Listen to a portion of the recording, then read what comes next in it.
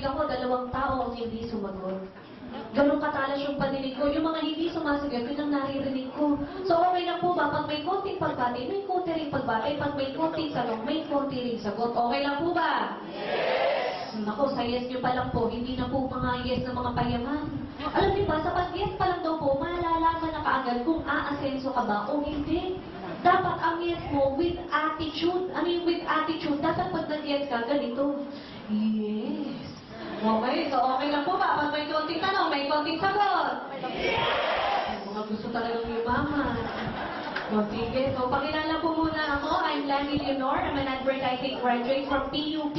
Ang advisor ko po, ang nagme-mentor po sa akin is mother ko. Retired teacher po siya. At sabi po niya sa akin, anak, basahin mo yung libro ni Robert Kiyosaki. Sino po ba ditong familiar na kay Robert Kiyosaki? Pakitaas po yung kamay. Wow, marami-rami ha. 6. Sa dami nyo yan, 6. So, sino nga ba si Robert Kiyosaki? Siya po yung author ng Rich Dad, Poor Dad. And according po dun sa unang book na isinulat niya, yung principle na nagustuhan ko po dun, is tayo daw po, okay lang na maging empleyado. But, during our employment period, kailangan daw po kunin na natin lahat ng experiences na kakailanganin natin. Pero after that, hindi daw po dapat tayo matapos sa pagiging empleyado lang. Dapat matuto rin tayo negosyo. So, yun po yung ginawa ko. Naging empleyado rin po ako for 4 years sa iba't ibang advertising company. Pero after that, nag-decide na po ako magtayo ng sarili kong advertising firm. Pero nung nakita ko po itong negosyo na to sa AIM Global, ay grabe, sinutdown ko po yung business ko. Even yung masteran ko, hindi ko na po itinuloy. Bakit? Kasi humarap po ako sa napakatinding problema. At yun po ang good news namin sa inyo ngayon. Pag nagustuhan nyo ang negosyo na ito, bibigyan din po namin kayo ng problema. Okay lang po ba yun? Yes! Wala rin mga yes kong iba. Sige, para mas malinaw. Okay lang po ba? I-share ko muna sa inyo kung ano naging problema ko. Yes! Kasi malay nyo, hindi ba? Ma-encounter nyo rin itong problema na to pag nagustuhan nyo yung i-discuss namin. So ano nga po ba naging problema? Ang naging problem ko po, nung ginawa ko po itong business na to, after doing the business in 1 year, ang naging problema po, I bought my first brand new car.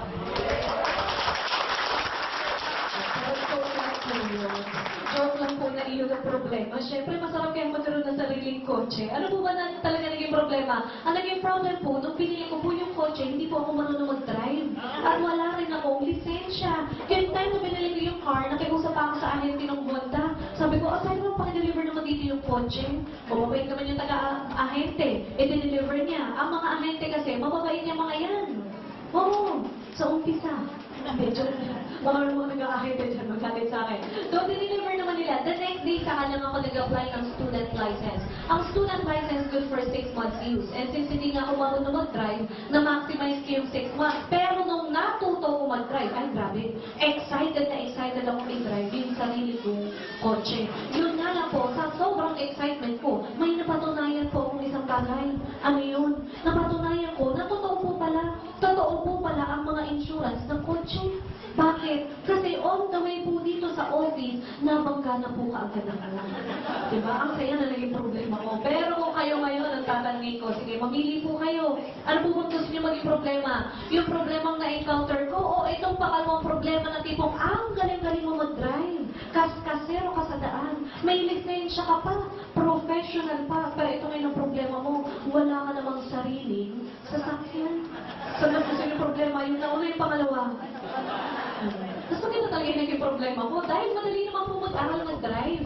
Madali rin po kumuha ng lisensya pero mahirap bumili ng sariling kotse. So kung gusto niyo po maging problema, ang naging problema ko, naku, simple lang po ang dapat niyo gawin. Kailangan lang po, keep an open mind lang po tayo for the next 30 minutes. Okay lang po ba? 30 minutes lang? Yes. Parang ayaw nyo Okay lang po ba?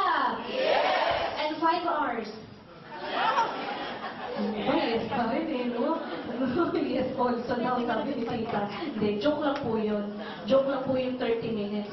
5 hours po talaga tayo ngayon. Hindi, joke lang. Okay, so according din po dun sa second book ni Robert Kiyosaki, tayo daw po, nahahati lang daw tayo sa apat. It's either we're employed, we're self-employed, we're a businessman, or we are an investor. Pero itong fourth quadrant na to ni Robert Kiyosaki, hinati na lang po yan sa dalawa ni John Paul Getty. And according po sa kanya, it's either we are receiving linear income or we are receiving residual income. Ano po ang pagkakaiba ng dalawa? Pag sinabi po natin linear income, ito po yung mga tao na nagtatrabaho para kumita ng pera. Or in short, ito rin po yung mga tao na no work, no pay. Katulad po ng mga empleyado. I have nothing against sa employment kasi naging empleyado rin ako eh. Pero itong reality, pasanin mo, isang empleyado, umabsent ng isang linggo, wala nang sick leave, wala nang vacation leave, may matitira pa po ba sa mga sweldo? Wala na. Even self-employed. Sino mga self-employed niyan? Mga lawyers, doctors. Pero pasanin mo, doktor na hindi naman nagkiklinik, walang pasyente, may kita po ba? Wala. Even lawyers, kahit pumasa pa yan sa bar. So definitely, pag tayo nasa linear income, medyo mabagal po ang asenso dito. Bakit? Because we're spending our 100% effort na mag-isa lang tayo. Na kapag tayo mismo nawala, nagkasakit ka, eh di bali wala rin ang 100% effort mo. But compared if you belong to residual income, nako, eto na po yung mga tao na kahit hindi na nagtatrabaho, eh kumikita pa rin ng pera. So, paano naman nangyari yan? Katulad po ng mga negosyante at mga investors. Katulad po sa generation natin ngayon. Sino po yung kilala yung malalaking negosyante sa Pilipinas? Henry C. Sino ba? Lucio Tan. Isa-isayin natin. Si Lucio Tan, ano po ang mga kumpanya ni Lucio Tan? Oh, Philippine Airlines. Ano ba? Fortune Tobacco. Pero ang tanong ngayon, si Lucio Tan po ba, nakita nyo na nagpalipad ng eroplano ng Philippine Airlines? Parang yung iba nakita na hindi sumasagot. Nakita nyo na po ba? Hindi talaga. Bakit? Eh, napakataas nun. Kahit sino piloto ilagay mo doon, hindi mo matatanaw. Tama po ba? Hindi, joke lang. Please tayo. O, ito na lang. Ibahin ko na lang ang tanong. Si Lucio Tan po ba, nakita nyo na nag-cigarette vendor dito sa may Ortigas? Hindi. Pero ang tanong ngayon, magkano ang kinikita ni Lucio Tan? Hindi lang millions. Billions pa. Bakit gano'n na nangyari? Kasi nga, pag sinabi nating residual income, ito po yung you have 1% of 100 people. Nakatulad po ni Henry C. Libo-libong empleyado niya ang pumapasok sa bawat kumpanya na siya ang may-ari na kahit hindi siya nagtatrabaho, kumikita pa rin siya ng pera. Parang katulad nito, si Henry C. Ano mga kumpanya ni Henry C? SM. Ano pa? Banco de Oro. Ang tanong, si Henry C. po ba nakita niyo nag-banner sa SM? Hindi. Si Henry C. ba nakita niyo nag-cashier or nag-teller sa Banco de Oro? Hindi. Pero ang tanong ngayon, magkano ang kinikita ni Henry C.?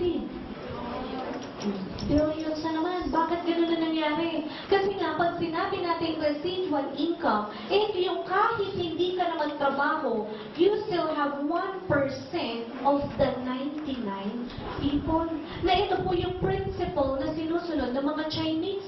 Ano sabi ng mga Chinese? Mas gugustuhin ko kita piso sa 100 tao kaysa kita 100 piso sa iisang tao. Bakit? Pag itong taong to nagkasakit, may kita pa ba si Chinese? Wala na. Kung para dito, isa lang ang magkasakit, may kita pa ba si Chinese?